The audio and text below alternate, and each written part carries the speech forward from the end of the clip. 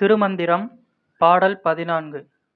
கடந்து நின்றான் கமலம் மலராதி கடந்து நின்றான் கடல் வண்ணம் எம்மாயன் கடந்து நின்றான் அவர்க்கு அப்புறம் ஈசன் கடந்து நின்றான் எங்கும் கண்டு நின்றானே.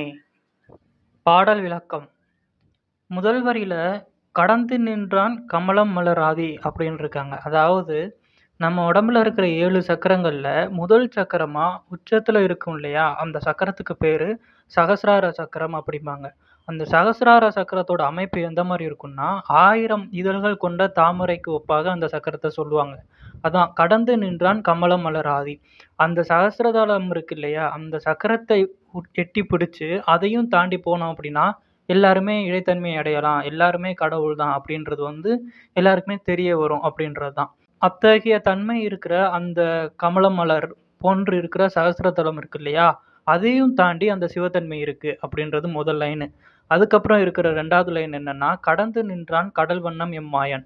அதாவது கடல் வண்ணம் எம்மாயன், அதாவது இதுல என்ன சொல்றாங்கன்னா, மாயன் அப்படின்ட்டு நம்ம சொல்றது திருமால்.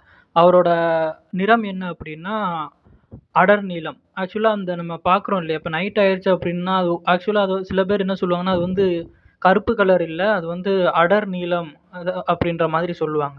ஸோ அந்த அடர் நீலம் அப்படின்றது தான் எங்கேயுமே விண்வெளி மொத்தமுமே அதுதான் அடர் நீலம் தான் இல்லையா. ஸோ நம்ம அது எல்லாமே நம்ம தாண்டி போனாலும் அதாவது விண்வெளியில எது எல்லை அப்படின்ட்டு நம்மளால அறிய முடியுதோ அந்த அளவுக்கு நம்ம எட்டி போனாலுமே அங்கேயுமே அந்த சிவத்தன்மை தான் இருக்கு அப்படின்றது 2வது லைன். 3வதா இருக்கிறது கடந்து நின்றான் அவருக்கு அப்புறம்.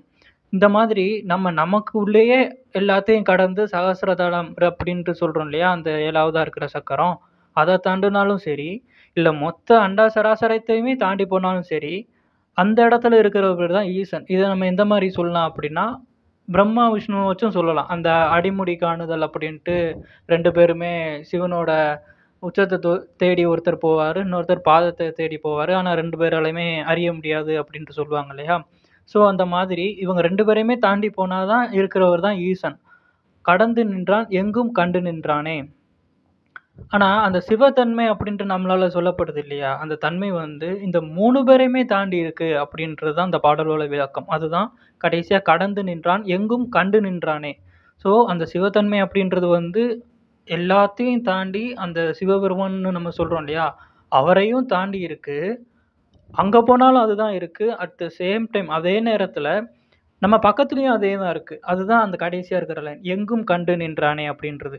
ஸோ நீங்க இந்த யூனிவர்ஸ்ல எவ்வளவு தூரம் தள்ளி போய் பார்த்தாலுமே அந்த சிவத்தன்மை அப்படின்றது இருக்கு.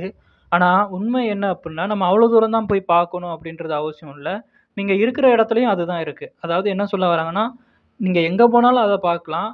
ஆனா அதை எங்கேயும் போய் பார்க்கணும்னு அவசியம் இல்ல. நீங்க இருக்கிற இடத்துலயும் அதை பார்க்கலாம் அப்படின்றது தான் அந்த பாடல் மூலமா திருமூலர் ஐயா சொல்ற விளக்கம்.